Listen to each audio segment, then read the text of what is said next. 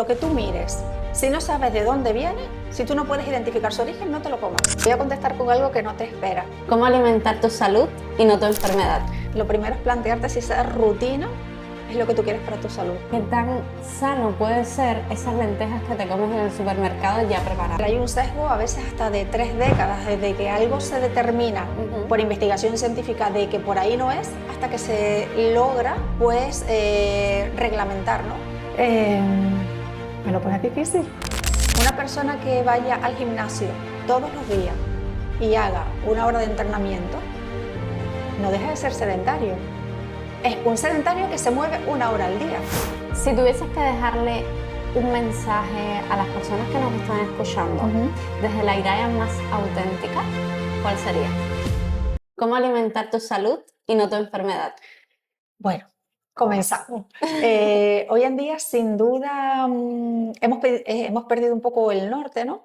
Y creemos que estar evolucionados o tener una buena vida es siempre desde la inmediatez o la rapidez, lo que no te lleva ningún tipo de esfuerzo, lo que tienes al alcance. Y es curiosísimo porque somos la única especie animal que no se mueve para comer, con sus debidas consecuencias, ¿no?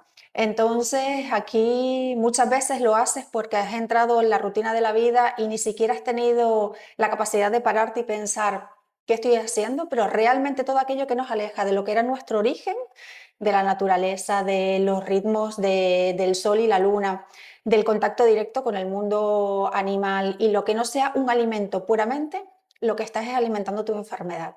Quiero detenerme en algo que vas a hacer próximamente, que es el taller Alimenta tu salud y no tu enfermedad, porque creo que es súper importante para quien nos está escuchando y quiero que me hables un poquito de eso. Vale, en esta ocasión sería el segundo encuentro que hago dentro de la pequeña escuelita que he formado de bienestar y salud femenina, y voy acompañada de una psicóloga de Nayara, y vamos a hablar de los diferentes pilares que te van a llevar a bien lograr el equilibrio y tu salud, o justo a lo contrario, ¿no? Son básicamente 4 pilares que englobaríamos la parte de alimentación y la parte de hidratación, la gran olvidada. Por otro lado, lo que sería la triada del bienestar, que es la gestión del estrés, el descanso y como consecuencia tu nivel energético. Y luego tendríamos el contacto con la naturaleza, el contacto o el conocimiento de uno mismo y el contacto con el entorno, porque eso también puede ser bien tóxico, incluso las relaciones de uno con uno mismo. Y por último, tendríamos en cuenta todo lo que tiene que ver con la actividad física y el movimiento. Entonces, toda la parte más psicológica y emocional iría de la mano de Nayara, y la parte más dirigida al tema de alimentación y de hidratación sería de mi lado. Quiero ahondar ahí y por eso te pregunté por el taller, porque sabía de todo lo que ibas a hablar. Quiero hablar de cada uno de esos pilares y vamos a meternos un poquito porque siento que en la sociedad actual, y yo me lo siento en mi cuerpo, sabes que he luchado muchísimo con el tema del azúcar, de Iraya, ¿cómo lo hago? O sea, el conocimiento muchas veces lo tenemos, pero ¿cómo podemos, con esa información que tenemos, optimizar los procesos o optimizar tu cuerpo para poder ser disciplinado? Vale, ahí habría que hablar de varias cositas. Sí es verdad que cuando hay un desorden hormonal o cuando hay una patología de base, por ejemplo, una disbiosis a nivel intestinal o cualquier otra circunstancia, primero hay que lograr llevarlo a un estado de eubiosis, un estado de equilibrio, ya sea a nivel hormonal, ya sea a nivel digestivo, y luego trabajar el resto, ¿vale? Porque cuando hay una patología es cierto que aunque los buenos hábitos impactan positivamente en todo el mundo, hay que hacer reajustes. No es lo mismo una persona, por ejemplo, que venga con un síndrome de ovario poliquístico, o una persona que venga pues un tratamiento Helicobacter pylori con una microbiota intestinal bastante dañada, a una persona que simplemente quiera mejorar sus hábitos, ¿no? Entonces, cada caso es individual dentro de su patología, ¿no? De su patología, y luego también dentro de lo que son sus gustos, porque no es lo mismo una persona que a lo mejor por gustos no coma determinadas cosas, dentro de sus alergias, intolerancias y dentro de su estilo de vida. Pero fuera de ahí, sí es cierto que las cosas bien hechas son bien hechas para todos. Yo siempre digo, vamos a ir a lo simple. Es cierto que cuando tus hábitos son nefastos, por poco que ordenes, el impacto es positivo, ¿no? Es más complicado en una persona que hace todo bien, y ahí es como afinar, ¿no? y muy, muy, muy justito. Entonces, cosas sencillas que se pueden implementar y que no llevan, pues quizás un gran conocimiento de fondo. Primero, establecer horarios. ¿Vale? Establecer horarios, comer durante los horarios que se consideran óptimos, cuando está la luz solar fuera. Hacer esas cenas tardías y copiosas, sin duda, pasa factura a nivel digestivo o a nivel de secreción de la melatonina. Primero vamos a organizar horarios, horarios que sean compatibles con tu actividad habitual y horarios que estén dentro de una lógica, porque desde que cenamos, por ejemplo, hasta que nos acostamos deben mediar mínimo 2-3 horas. Entonces, si tú cenas 10 u 11 de la noche, que te vas a acostar a 1 o 2 de la mañana, que ya estás afectando otro ritmo, como es secreción de melatonina y posteriormente hormona del crecimiento. Eso por un lado. Y luego yo siempre digo, lo que tú mires, si no sabes de dónde viene, si tú no puedes identificar su origen, no te lo comas. Así de simple. Eso siempre se me ha quedado grabado, No te porque lo tú comas. Es eres súper decir, insistente. tiene que venir o del mundo vegetal o del mundo animal. Lo que tú no sabes ni cuál es la materia prima, eso no es comestible. De hecho, en la anterior charla creo que comenté, sí, con la parte de los aditivos, que en el estado de Texas a final de año ciertos números de ciertos aditivos, conservantes y colorantes se proclamaron como que no era apto para el consumo humano. Los productos siguen estando a la venta, pero con un cartel que dice no apto para el consumo humano. Allí por lo menos tienen la visibilidad, el conocimiento y ya luego decides, espero que esos mismos productos se vendan aquí y no está esa señal. No estás regulado, claro. Exactamente. Entonces, todo aquello que tenga empaquetado muy llamativo, que sea de colorines, que tenga pues ciertos aspectos organolépticos que no vienen de manera natural, que sea extremadamente crujiente, que sea hiperpalatable, que te genera... Ahí no es, desgraciadamente ahí no es. La industria ha hecho dos cosas magníficas. Uno, lograr enmascarar cualquier cosa de manera que te resulte sabroso y te genere una serie de neurotransmisores que te lleven o bien a comer más, te generen felicidad o te focalicen en que eso es lo que tú necesitas. Y por otro lado, el marketing. ¿Qué pasa cuando tu cuerpo no está bien hidratado a nivel mental, a nivel funcional? O sea, a todos los niveles como el cuerpo que en su conjunto en sí. Claro, es que no es lo mismo beber agua a hidratarse. ¿Vale? De hecho, cuando bebes mucha agua que carece de electrolitos, puedes estar no deshidratado, pero sí mal hidratado. ¿Por qué? Porque el agua ya no solo la cantidad que tú ingieres, sino de esa qué cantidad puede llegar a absorberse la célula y a ser funcional. Porque los electrolitos son la base de casi todas las reacciones químicas corporales. Por lo tanto, el agua tiene que estar mineralizada, no puede ser un agua baja en minerales. Esa es la primera base. Y luego sí, ya vamos a entrar a hablar del agua y podemos estar horas de qué agua es mejor, ya sea por su procedencia, ya sea por el tipo de filtración, ya sea por el tipo de envasado, pero bueno, tampoco es cuestión de que la gente se vuelva loca con eso, toma agua que tenga minerales. Y si puedes elegir, evita que venga un envase plástico.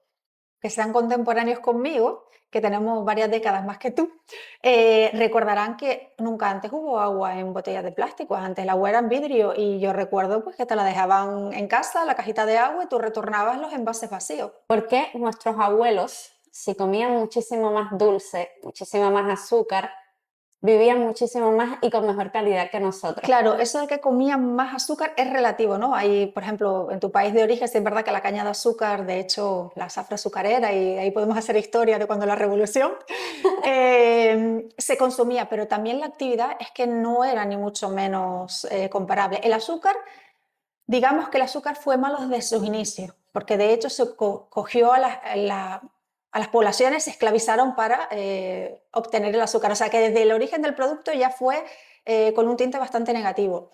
Eh, el azúcar es la droga más a nivel mundial más fácilmente asequible y que más riesgos y enfermedades produce, precisamente porque es legal.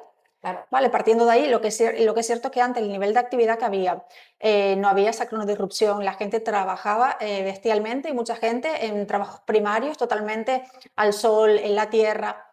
Claro, entonces el gasto calórico también por la propia actividad era muy elevado. Hemos pasado de consumir, no la misma cantidad, ahora consumimos más que antes, porque ya no solo es la cantidad que tú añades conscientemente pues, a un café o algo, es que todo lo que compras ultra procesado, hasta lo que no te imaginas tiene azúcar. Entonces, ahora se ingieren muchísimo más que antes y encima súper refinadas, súper procesadas y unidas a grasas de mala calidad. Entonces, es el combo del alimento más la inactividad física, el estar expuesto 8 o 10 horas a luz artificial. Luego llega por la noche y te pones una luz azul o estás scrolleando el móvil, por lo cual la secreción de melatonina se ve también afectada, y así es un círculo que nunca termina. Países como por ejemplo Cuba, del que yo vengo, que es verdad que se consume mucho azúcar, pero no estamos expuestos a tantos disruptores o a tantos estímulos como estamos expuestos quizás en España o en otros países un poco más desarrollados. Iraya, entrando un poco en el tema de la alimentación, porque es uno también de los pilares del taller, ¿cómo crees que un emprendedor o quien nos está escuchando de forma general, no vamos a segmentar por emprendedor o no, debería alimentarse, aunque ya lo has dicho, de comida real y tal, pero cuáles son como esas pautas que tenemos que seguir sí o sí si queremos en una rutina tan loca como la que tenemos hoy, cumplir con determinada, o sea, con lo que es normal, lo que ha sido normal para el ser humano durante Vale, te años? voy a contestar con algo que no te espera. Lo primero es plantearte si esa rutina es lo que tú quieres para tu salud. Total, Vale, ¿hasta qué punto el ego o la búsqueda del éxito va en detrimento de tu propia salud? Esa es la primera pregunta. me Y encanta. sé que esto será un punto de crítica, pero es verdad que muchas veces uno tiene que perder ingresos, uno tiene que no perder, que discriminar que sí, que no a favor de su salud. Y yo soy un ejemplo que creo que lo hemos comentado a veces de ello, de no hago actividades nocturnas, o sea, y eso implica dejar muchas otras cosas, pero al final es un estado de coherencia. Una cosa es que uno puntualmente tenga que hacer una época de trabajo más intensiva, y otro es que uno viva creyendo que eso es vida, ¿no? Entonces, Total. empezando por ahí.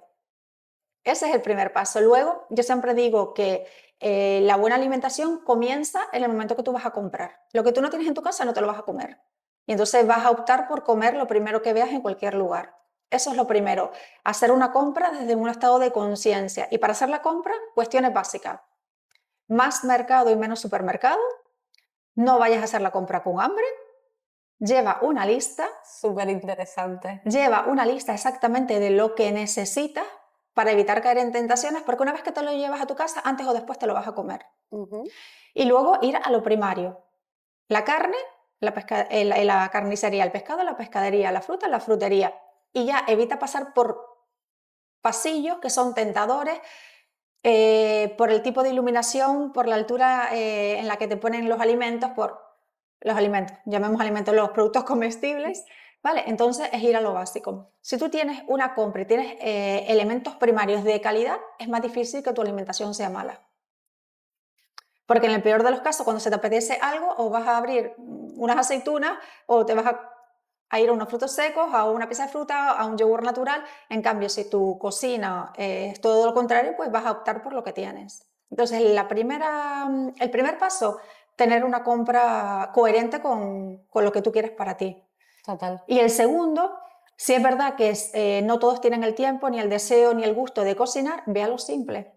Hacer unos huevos, una carne a la plancha, eso no requiere más que tener el producto, sacarlo y hacerlo. ¿Eso que te lleva? 10 minutos.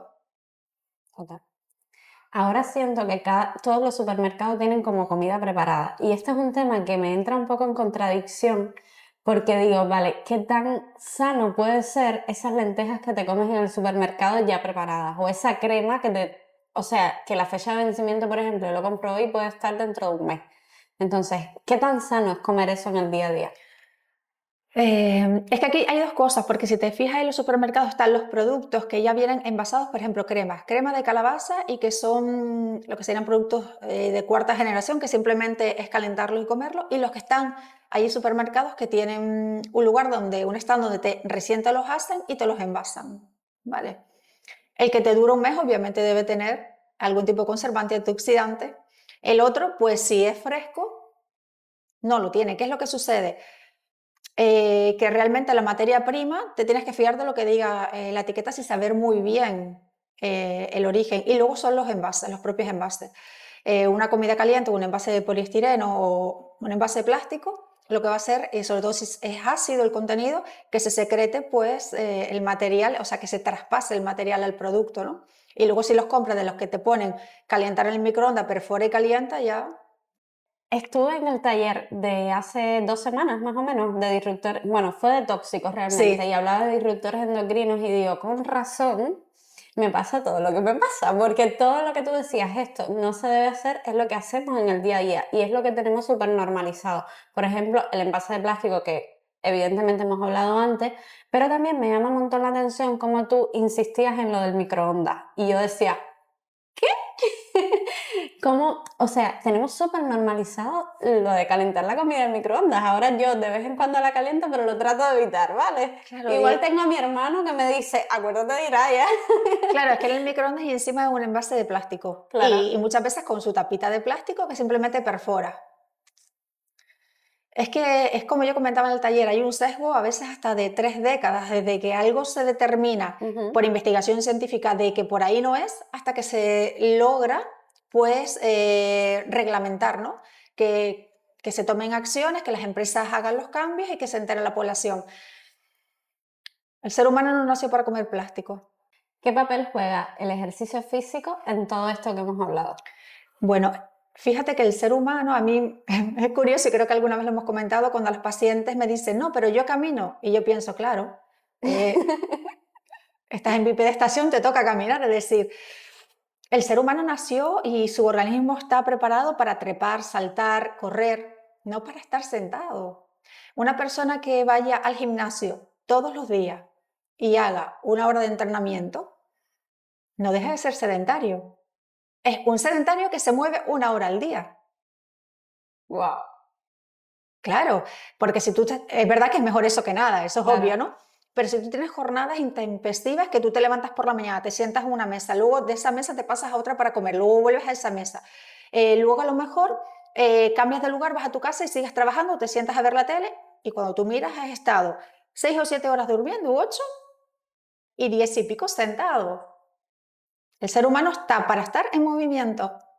¿Qué podríamos hacer para mejorar esa rutina dentro de, por ejemplo, imagínate que casi todos los que nos escuchan trabajan o con ordenador o directamente con temas de estar sentado, o sí o sí? ¿Qué podríamos hacer dentro de o sea, eso que te exige ya tu trabajo para movernos más? Claro, ponerse a lo mejor una alarma o aprovechar cualquier momento para hacer algún tipo de movilidad, ya sea un estiramiento, ya sea pues subir y bajar las escaleras. Si tienes que llevar una documentación a otro departamento, no cojas el ascensor. Si tú al salir de casa vives en un piso, baja y sube escaleras, ¿vale? Es incorporar un poco más el movimiento, no sé, si estás en casa y estás limpiando, pues baila. ¿Entienden? No es decir, yo estoy sentado, si no estoy sentado, estoy acostado durante 23 horas al día y me siento bien porque vi 1 hora al gimnasio, o sea, eso sigue siendo surrealista. Total. Es intentar incorporar el movimiento en la actividad, claro, uno no lo voy a decir, deje todo el mundo de trabajar, ¿no? Pero intentar buscar la manera de, si tu trabajo te queda relativamente cerca, ve andando. Si te queda lejos, no aparques al lado de la puerta del trabajo, aparca a cierta distancia y muévete, aunque sea para ir al trabajo, sube escalera. Es un poco incorporar lo que te decía, el movimiento en tu día a día. A mí, por ejemplo, cuando estoy súper estresado de ordenador o cuando no me fluyen mucho las ideas o cuando estamos ahí, sabes, que nos metemos como en Ujú. un bucle, que queremos terminar algo, pero a la vez no lo terminamos, empezamos a procrastinar y eso nos lleva al scroll en redes sociales. Yo creo que a todo el que nos está escuchando le ha pasado en algún momento. Mi solución ideal, más que todo, es coger e ir a pasear 1 hora por las canteras. O sea, voy a las arenas y vuelvo y para mí eso es medicina. Ya después es Claro. como si hubiese reiniciado.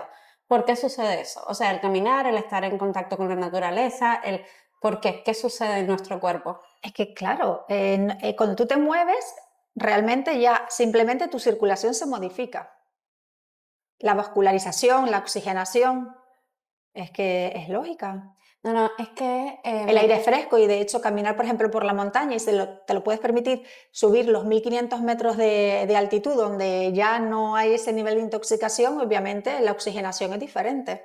me encanta. A mí esa es como la mejor medicina para cualquier cosa.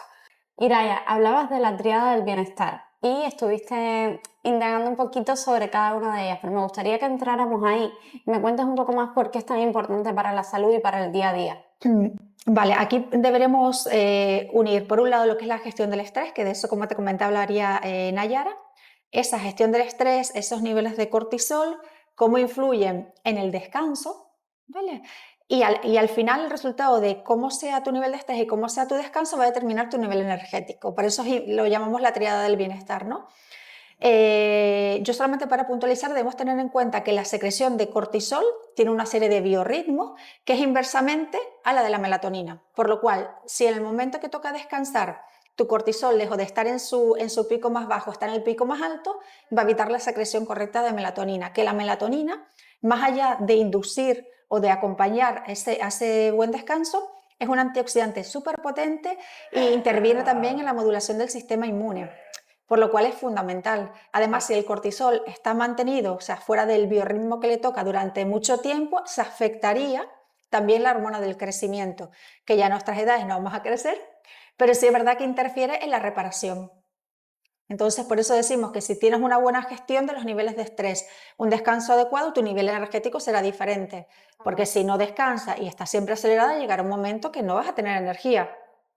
Yo creo que a todos los que nos están escuchando en algún momento le ha pasado de que tienen que terminar cosas, determinadas cosas de trabajo, o los hijos, o la casa, y sacrifica horas de descanso por poder hacer. ¿Qué nos recomiendas tú cuando tienes esos días de agobio total o de estrés total porque tienes que hacer cosas, pero a la vez tu cuerpo lo que te está pidiendo es descanso? Bueno, aquí varias cositas y quizás Nayara sería quien mejor lo podría explicar, pero yo creo que debemos pasar del tanto hacer al ser. Me encanta. Y otra cosa, que se puede pedir ayuda, ¿vale? No creer que si no lo hacemos nosotros no está bien hecho o no es lo mejor. Y también se pueden posponer las cosas, Claro, ¿vale? Hay cosas que, por ejemplo, si tienes un bebé y tienes que darle de comer, no lo vas a posponer, eso es prioridad. Pero otras cosas sí se pueden posponer o decir, oye, no pasa nada y puedo posponer pues 24 horas, 48 la entrega de este trabajo. O si tienes pareja, hablar con tu pareja, necesito que me eches una mano con los niños, con estas cuestiones para yo poder avanzar. Pero una vez que nos incorporamos al mundo laboral, que asumimos en la maternidad, la casa, el mundo laboral, el autocuidado, el día tiene las mismas horas para mí, para ti y para todo el mundo, por lo cual o priorizas o pides ayuda o tienes que decir que no a determinadas cosas. total. ¿Cómo decir que no a determinadas cosas? Trabajo difícil. Claro, para eso hay profesionales que orientan. En eso no te vas a meter, No, ahí ¿no? no me voy a meter, no. No, porque lo hemos hablado muchas veces y es como un trabajo, yo creo que más de trabajo interno, uno, para poner límites, Límites, exacto. para poder como ponerse rojo una sola vez, pero tener Claro, determinados límites con las otras personas. claro. Iraya, me encantaría saber cómo es la rutina de Iraya. ¿Cómo es tu día a día? Porque Eh, creo, o sea, te hago esta pregunta, sé que no compartes mucho de ti, pero creo que eres muy coherente con lo que dices y con lo que haces, sobre todo. Hay veces que yo te escribo 10:30 de la noche y es como, mañana te respondo, ¿por qué? En este horario sí te respondo. sí, yo hace algunos años que hice un clic y llevé al estado de coherencia máxima y hay lugares, o sea, y he dejado trabajos o de hacer determinados trabajos precisamente porque me llevaban a estar constantemente en el hacer y andar así como desbocada, sin sentido, ¿no?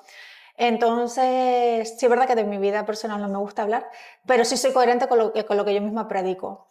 El descanso, cuidar la exposición a la luz artificial, yo como en los horarios que hay sol fuera, descanso cuando oscurece, ya yo lo tengo el ritmo tan, digamos, regulado que yo oscurece y soy como un bebé, me da sueño y además si me da sueño tengo que dormir, porque si no es como me lloro.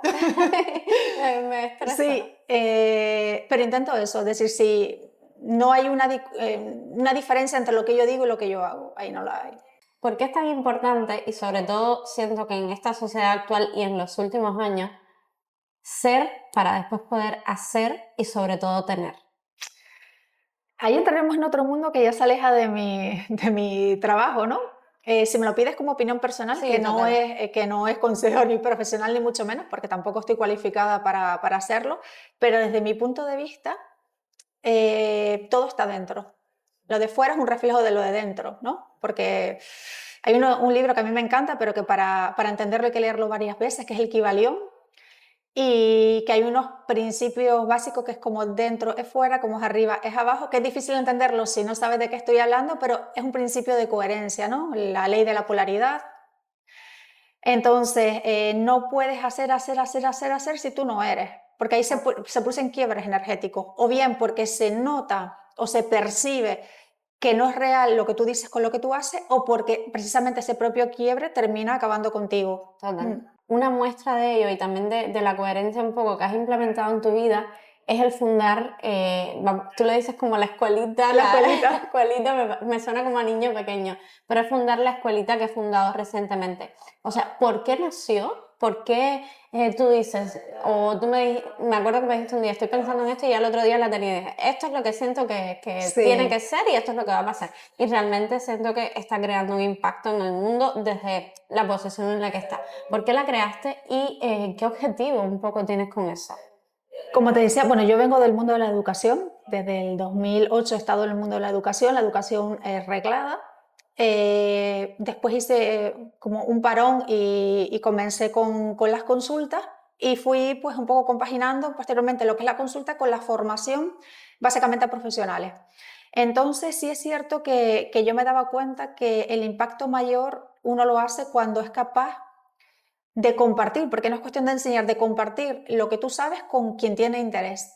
Entonces, era volver a ese formato más de cercanía con cosas presenciales. Lo llamo la escuelita porque al final son grupos pequeños, ¿no? Creo que el impacto se logra cuando la persona hay un seguimiento en diferentes ámbitos, porque uno no puede sentar a una persona y meterle 10 horas de charla para que integre todos. Hay que ir pues poquito a poco por diferentes ámbitos. De hecho, como decías, empezamos por tóxicos y disruptores endocrinos. Ahora vamos a ver qué hábitos te van a llevar a alimentar tu salud o tu enfermedad y luego posteriormente pues hablaremos de la importancia del ciclo menstrual, de la perimenopausa, es decir, ir llevando diferentes aspectos de la vida al conocimiento de quienes estén interesados. Y creo que esa es la forma en que mayor impacto se consigue. ¿Y por qué? Porque también no todo el mundo considera que tiene necesidad de un asesoramiento personalizado. Entonces es más fácil o incluso más asequible para muchas personas económicamente ir a un taller o ir a una charla de algo en concreto que considere que necesita mejorar, que un día levantarse y pensar necesito una consulta con tal especialista, ¿no? Total. Y me gusta mucho el formato, porque desde el principio lo tenías claro también de, va a ser una charla de 2, 3 horas, lo que sea, lo que se extienda, pero va a ser de este tema. No quiero Claro. más ponentes, no quiero como algo global, quiero un tema y que se aborde hasta el fondo de ese tema. Y de hecho, en el de tóxicos te lo decía, era tanta información que yo decía, Dios mío, ¿por dónde empiezo? Porque es mucho lo que tenemos que conocer sobre este mundo. ¿Cómo tú crees que podemos implementar los hábitos? Primero establecer, como decía antes, horarios, ya no solamente horarios de comida, sino horarios de desconexión. Es decir, yo a partir de tal hora no cojo el teléfono, a partir de tal hora mi teléfono está pues con luz roja. Primero es tener claro que sí y que no. Y a partir de ahí ir reajustando. Ver la manera de que haya movilidad, incluso de que haya una actividad física intencional, es decir, un entrenamiento, de que tengas un tiempo también para el despeje mental, ya sea, claro, hay quien se despeja haciendo punto de cruz, hay quien se despeja yendo a una clase de boxeo, Claro. ¿vale? Luego, para mí es súper importante el meditar, que sí es verdad que hubo una época que se veía como los hippies, yogis, pero hoy en día desde la neurociencia, desde muchos otros ámbitos científicos, se está viendo el impacto positivo de la meditación. Y si meditar, que al final meditar es un proceso, el llegar a meditar es un proceso, pues por lo menos tener respiraciones conscientes a lo largo del día, ¿vale? Porque te va a ayudar a regular pues todo tu sistema. Y luego coherencia, es decir, cuando uno se marca un objetivo, tiene que tomar acción en función de ese objetivo. No nos podemos marcar un objetivo y a los 10 días, porque el objetivo tiene que ser marcado cuando tú tienes la convicción de qué es lo que tú necesitas. Si una persona no tiene la convicción de que tiene que hacer un cambio, no tiene la convicción de que eso es lo que le va a reportar un beneficio, es muy complicado que lo cambie, a menos que se vea en la zona limítrofe entre la salud y la verdadera enfermedad. Y es triste que los cambios se produzcan cuando realmente ya no tienes salud. Porque mientras tú estás bien, todos tenemos mil problemas. Que si hay que pagar impuestos, que si el niño...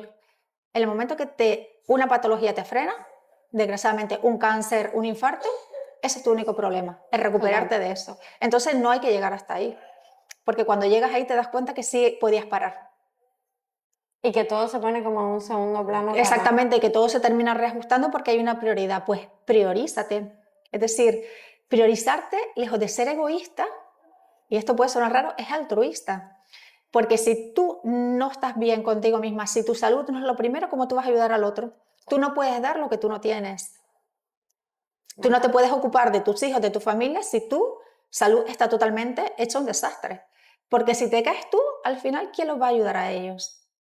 Y siento también que en los últimos años ha habido una tendencia como de, en redes sociales sobre todo, como de que la gente haga más deporte o mostrar mucho más los hábitos, el deporte, que si la lectura, que si la meditación. Siento que es una moda y una tendencia, más que... Ujú, Y muchas personas, de hecho, lo muestran, pero no lo hacen. Es claro, una realidad.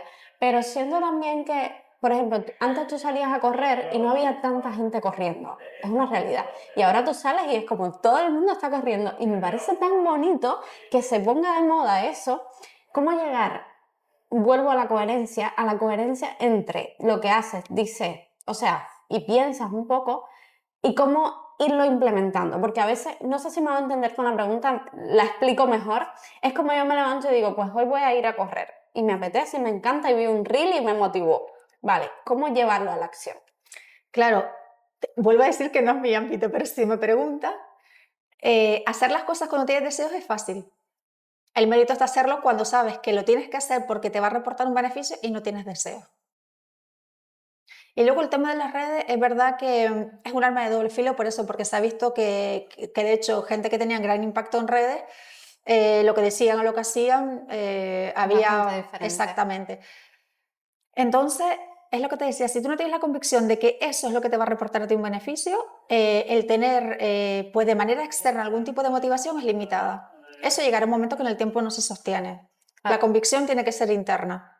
A veces tenemos como el ruidito ese en la mente, tengo que hacer esto, tengo que hacer esto, tengo que hacer esto, y no lo llegamos a hacer porque no nos priorizamos, pero el sentarse, el meditar, como decía, y el sacarlo fuera y decir, vale, voy a hacer esto porque tiene como un propósito más profundo, porque quiero, por ejemplo, quiero empezar a hacer deporte porque quiero que mis hijos vean una persona sana. Yo pienso mucho en ese tema, ¿eh? En cuando tenga hijos, ¿cómo me van a ver ellos? Y eso me motiva un montón. Y si no tengo hijos, está bien, o sea, o cómo me vería esa niña, ¿sabes? Eso Claro, me motiva un es, montón a un propósito mayor. es que al final los hijos hacen lo que ven, no lo que tú les dices. Total. O sea, hay mucha incongruencia, hay gente que a los hijos, por ejemplo, no comas esto, no comas lo otro, y después se lo comen ellos. Me gustó mucho el nombre que elegiste para la escuelita y el significado además. Si quieres contarme. Sí, pues omia, de om, que quiere decir aquí y ahora, y ya de acción. Es decir, no es om, me quedo meditando y no me muevo, sino me conecto y acciono. Si tuvieses que dejarle un mensaje a las personas que nos están escuchando Ujú. desde la Iraya más auténtica, ¿cuál sería? Me lo pones difícil. No, ¿qué sería? Que tú eres tu prioridad y a partir de ahí lo demás.